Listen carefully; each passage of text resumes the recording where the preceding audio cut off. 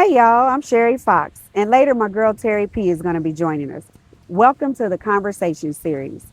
The last couple of months, we've had interviews with Terry P and myself, who both have bipolar disorder, and are creatives. We decided to take it outside today to try to enjoy the weather. Today, we also have a special guest who will be joining us and answering the same questions that we answered, and a few more, but she has a different diagnosis. She is also a creative, but we'll let her tell you about that. We also have a special treat for our audience at the end of our session. So today, stay tuned. Let us introduce our friend Alexis, who is affectionately known by her friends as Lexi. Lexi, come on in. Oh, that's supposed to. Welcome, and I'm glad you could join us today. Hi, friend. Like I said, we have a few questions that we wanted to ask you. Okay. And if it's okay with you, we'll go ahead and get started. Okay. So, Alexis, the first question is, what is your mental health diagnosis and are you comfortable talking about it? I'm crazy. I'm just kidding. I have ADHD and a condition called PMDD. Okay. And yes, I'm comfortable talking about it. I, I'm comfortable talking about it because I feel like both are limited in their awareness, especially for women. So I think it's important that people learn more about certain conditions that they may have and get checked. Yeah, that's a good idea, especially since that is kind of a unique one that not a lot of people may have. Yeah. Right. So, what made you decide to get checked? And if you don't mind sharing, what are some of the symptoms? So ADHD, I mean, I feel like is that's pretty self-explanatory. PMDD though, it's basically like PMS on crack. Mm, And a lot of the conditions are very similar to bipolar disorder. It's actually commonly misdiagnosed for mhm, bipolar disorder. So a lot of the symptoms are I wrote down some mhm, severe mood swings, depression, cognitive issues like memory problems, brain fog, anxiety, extreme irritability or anger. Your moods are very unpredictable, but it's only for about 2 to 3 weeks out of the month. And then you mhm, kind of go back to normal.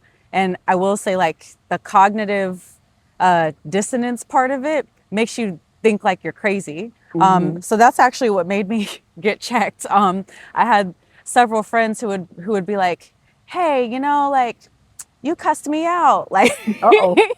not literally, But but they'd yeah, be like, "Hey, you kind of went off on me. We're not good. We need to talk." And I'm like, "I did?" you're Like, right. Right. but then I started kind of tracking my symptoms over a certain amount of time, and basically I noticed that my moods were just unpredictable. I would like be crying. It was like I was watching myself outside of myself, and I'd be like Mm. crying for no reason, things like that, super emotional, and then I'd go back to normal. So yeah, I decided to get checked. Oh, okay. No, no, that's commendable, especially since a lot of times it's not something talked about and we don't want to like scare anybody with symptoms or Yeah, if especially those who don't understand. yeah, yeah, definitely. Yeah. Okay. So how long would you say that you've had it? I think I've had it about 2 years. Mm-hmm. I was diagnosed in November. So the diagnosis is you have to go to an OBGYN, you explain your symptoms to them, and they basically say yes or no. So I also one of the bigger things is suicidal episodes. I Mm-hmm. had a lot of suicidal ideation and it would come out of nowhere. Like it wasn't like anything triggered it. It was just like all of a sudden I'd be driving and then it would just hit me and it Mm-hmm. kept getting more serious and serious. So and then like for a week I'd be fine, like and not Mm-hmm. feel anything or 2 weeks. And so when I told my OBGYN that, especially since my doctors are women of color, that also helped in Mm-hmm. validating my feelings. She was like, okay, well, let's get you started on a SSRI, which is for me, it was Prozac. It was a small dose of it. Mm-hmm. And I felt the difference in like a month, actually. It made a huge difference. So, yeah. Yeah, and I really find it interesting how the symptoms are so closely associated with bipolar disorder and even the treatment. Yeah, I literally thought I was crazy. Like, Mm-hmm. and like I looked up bipolar and I was like, well, this doesn't really feel like, me, because I have like moments where, I didn't really have any mania. It was Mm-hmm. mostly just, I don't know how to explain it.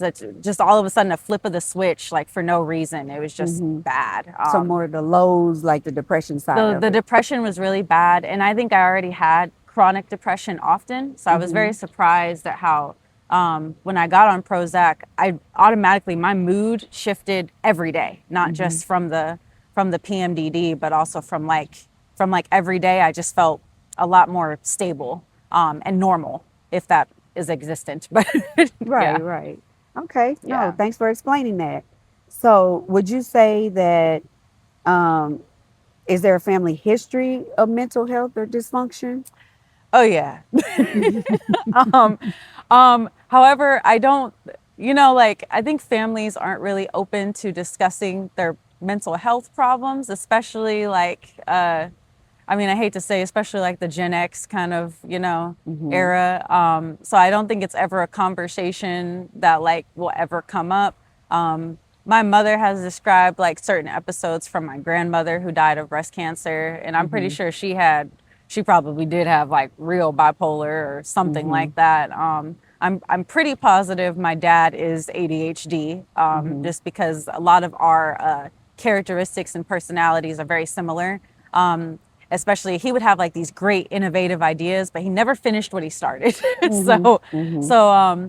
yeah, I definitely think there's a family history there, and I wouldn't be surprised if the PMDD was something that was genetic. Mm. Especially with a lot of our, especially with women of color, I feel like a lot of things are passed down. So Yeah, definitely, yeah, that was going to be my next question, but yeah, you answered that. yeah. Good.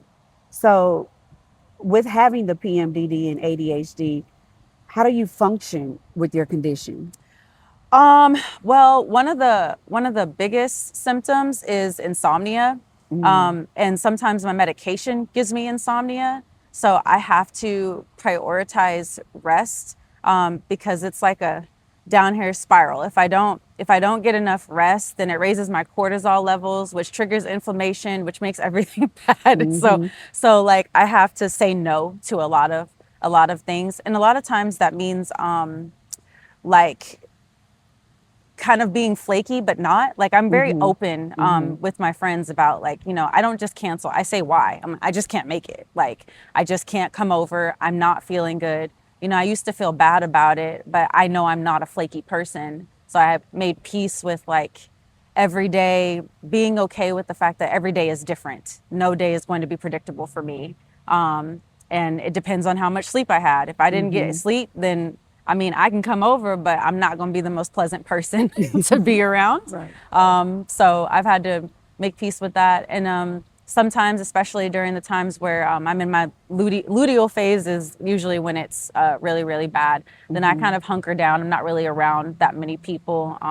And I kind of just veg out on my couch and do my own thing. So I've learned to really have peace with being alone, Mm-hmm. because it's just me and Jehovah, Right. just Right. kind of chilling out because you know I just had to make peace being by myself.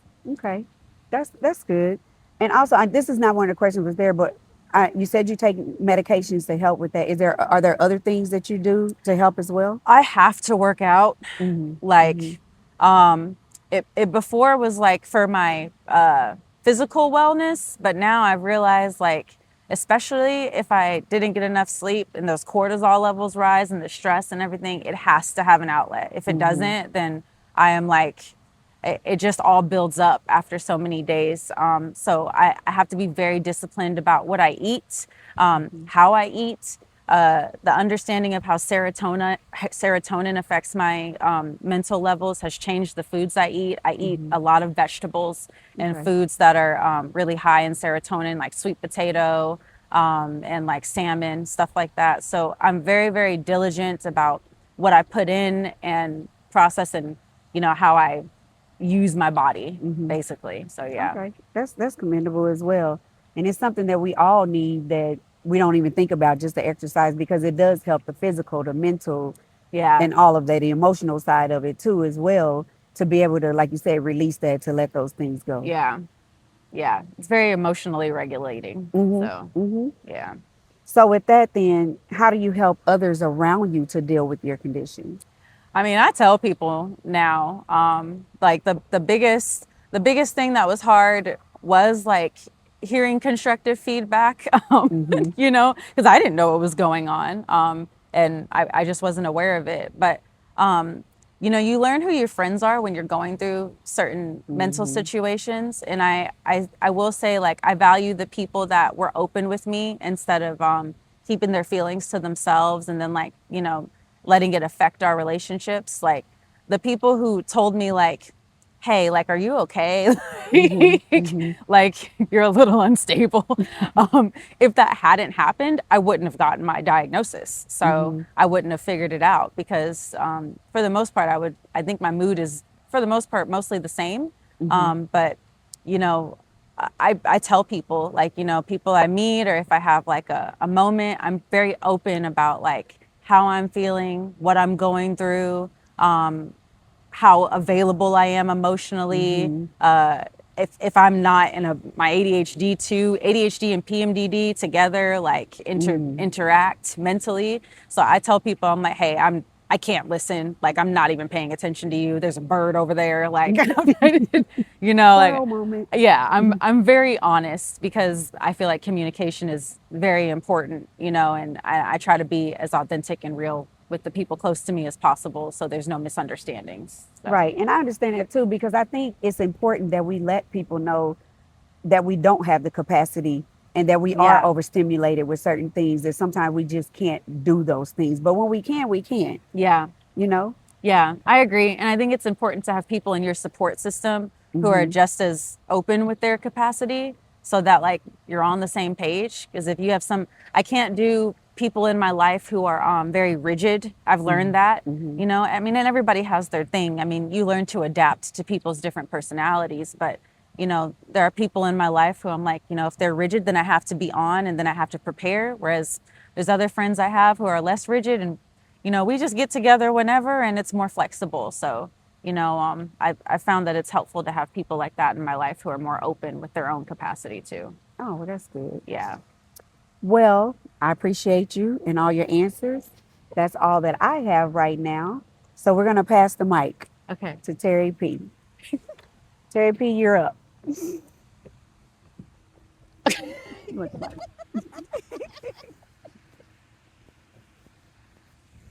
All right. Because we only have two mics, and that's just the way we having to roll with it right now. Hold on, let me try to hook myself up. You want me to help you? Yes, please. Hmm. We all do need help. Okay, there you go.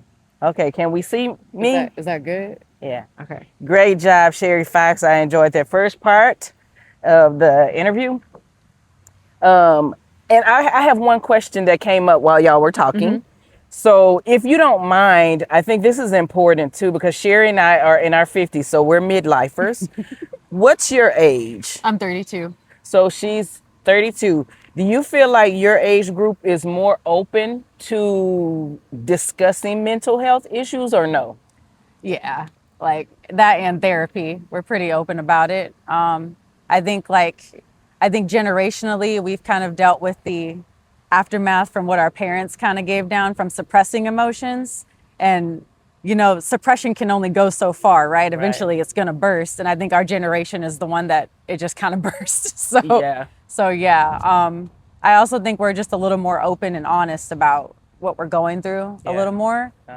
So yeah, I think so. Yeah. I appreciate that about your generation and even the 20 somethings too, because you guys feel more freedom to be able to talk about these very important issues. You mentioned a couple of things, communication and your treatment and your doctors being people who could identify with you as a female of color Yeah. with mental health issues. So all that stuff is important. We just went to the doctor whenever, barely, just whenever. And so I'm happy to know that your generation is more open. No, yeah, I definitely agree. Like my mother wasn't really somebody who was open about her, and it's probably because she didn't have the knowledge and information. But I learned early that having like a care system that like could identify with you was important to getting taken care of. So, you know, Yeah. you also learn from we've learned from y'all's generation. Hey, So, if we got to thank do you. crazy on our own so y'all can do better, then Lord, thank goodness. Yeah, you know, yeah. I think that's the positive of it. Okay, I'm really sitting here doing. I feel like I'm choking. Sorry. I can see why.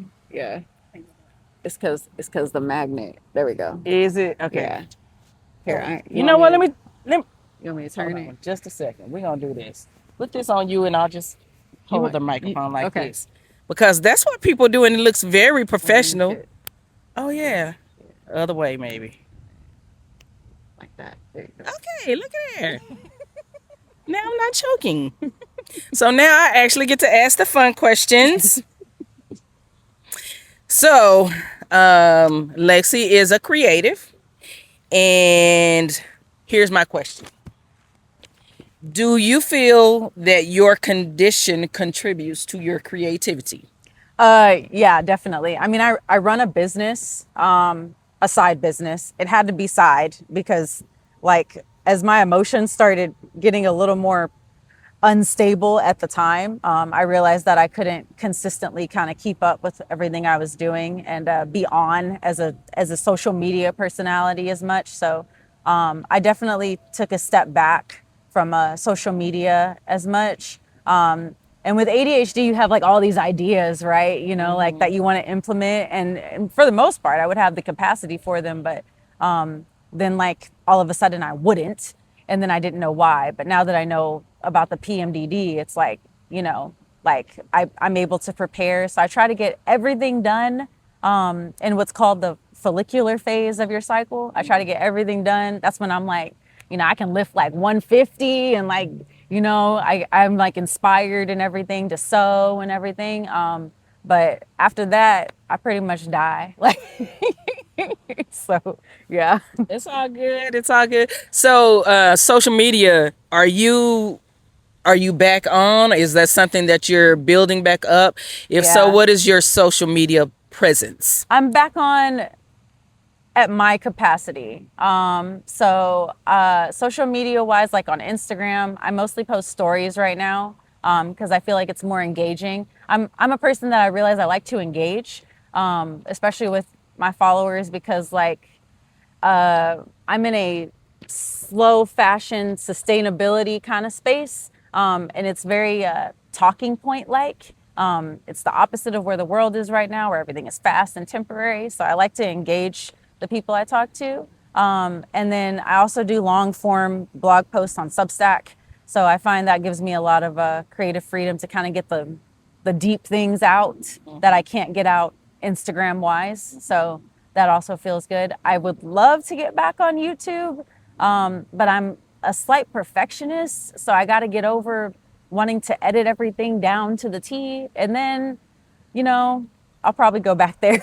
Well, we can show you how to do that because, baby, what me and Fox are not going to do is edit anything. Like, it's one take and that's all we got. Yeah, I think I need to make peace with that. Yeah.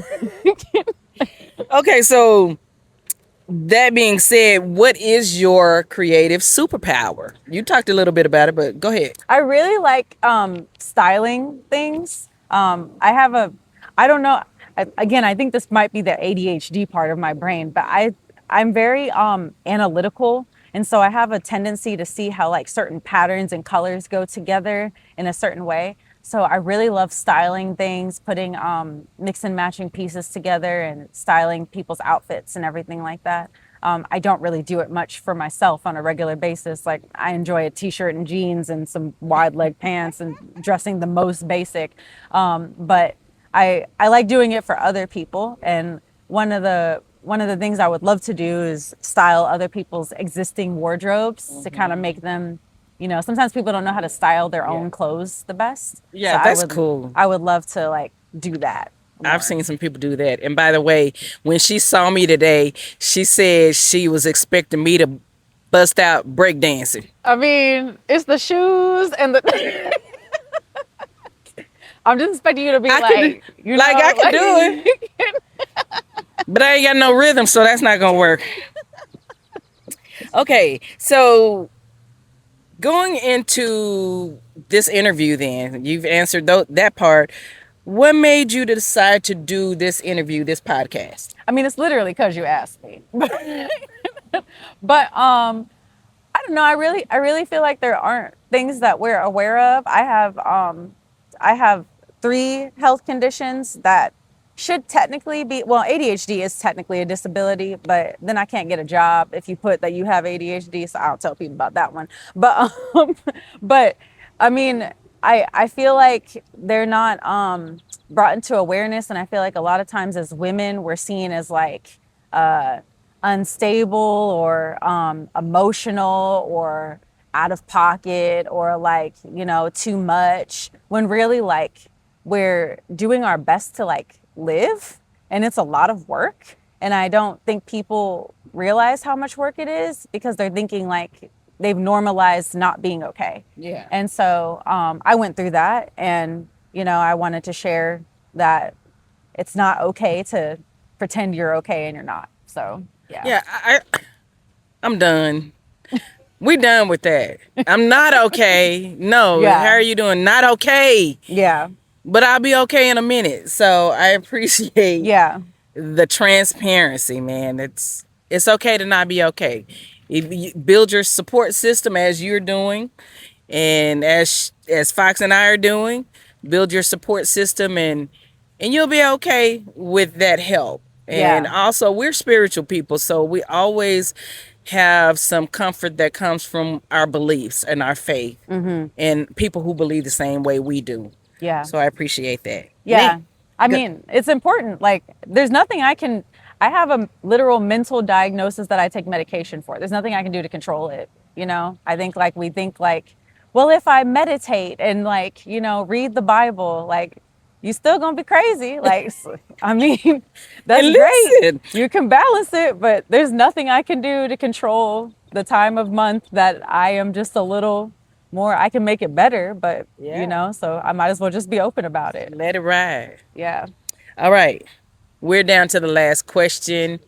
And this is the fun part. I'm going to ask the question and then I'm going to tag Sherry Fox back in. Okay? Can we see some of your creations? Hold on. Okay. Hold on. Let me tag back Fox because she might have something to do with this too. Oh, that's so pretty. Because the conversations are on creativity with some Oh, I mental health love issues. that. Let me see. Let me see. Let me see. You Let go me see. first. I want You it. can open it. You can open it for me. Okay, I'll open it for You you. go first. Okay, okay. I'm wearing my creation. I am a pattern designer. So the shirt that I'm wearing under here is one of my own designs. It's a basic bodice and like puff sleeves like this. And then I made this jumpsuit as well. So this isn't my design. This is a popular fashion designer's, but she sells her patterns. So I made it. And this is one of my favorite chill outfits or whatever. You can tell I made it because there's loose threads everywhere that I was too lazy to trim.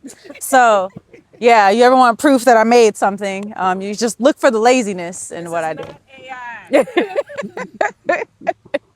But yeah, Okay. so yeah. So I like to crochet and I like to paint. This is my very first chain that I Oh made. wow. And I taught myself how to do it I'm a YouTube crochetist. So I looked on some YouTube videos during the pandemic and it really helped to calm me and also give me something to do to keep me busy. So that was my first chain that I did that led to this blanket. You want to hold it up for Yes. me? So that was my first Oh, it's blanket so that I did. pretty. Thank Oh you. my gosh. The colors are good. This is thick. Yeah, it Wow. is. So it is 100% cotton. Wow. And I don't even know the name of the stitches because I was just starting out. They look very Yes. uniform. Thank you. The perfectionist in me. Say you started this in 2020 or 2021? 2021. Nice. You trying to Yes. keep it? You ain't trying to sell I it? keep that because it's my first project. Oh, okay. So you want it? You want it? Yes, Okay. I kinda want it. I'm just making sure. I also like to paint. I've painted several portraits for many people. And so I cannot draw, but I am a paint by number artist. And these are just a few of the ones I did. This one here. You wanna hold that for a Yes, second? I can. Kind of close. Yes. Okay, this is me and my husband from a trip to Cancun. Can you see it? Yes. It is. Wow. It usually takes me about 3 to 4 weeks to complete a portrait. In a good way, it almost looks fake. Oh wow. Like you can see the textures Hmm. like up close. It looks, I don't know how to describe it. Like, Yes. wow. Thank you. Very nice. Yeah. And then this is the second one that I did of me and my sisters. It looks like digital, but it's not. Yeah. Like it's so pretty. And this one is really special to me because this is my oldest sister, and we actually lost her during the pandemic to COVID. So this one stays in my house. Mm. But the others I have done for many friends, family. I actually have commissioned a couple of them too. So this is what I like to do. Nice. Can I come in? Love Yes, come on in. Okay, let me come in real quick. I'll get back here. it. Okay. So the reason that I wanted to come in is because we are doing this because we are representing a group of people that we feel should feel open about what's going on in life. We three have medical mental conditions that are stigmatized, but there's so many more people that have them. They just walking around here acting like they okay, but they not. Like they say game recognize game. We know. Listen, when you bipolar, PMDD, and depression and everything, you're looking and you can tell the people are. They just don't want to say anything. We do. With that being said, we live very full lives. We are creative. We are business owners, small business owners. And so we appreciate your support. With this, we would love for you to join the community. Lexi talked about community with her social media and her slow paced, sustainable Everything. everything. Because baby, sometimes you just don't feel good, so you do when you got to. Mm-hmm. And Sherry Fox is an artist and a crocheter, and we've been doing the things that we do because it makes us feel good. Yeah. It makes us feel accomplished. But listen, you got to have money.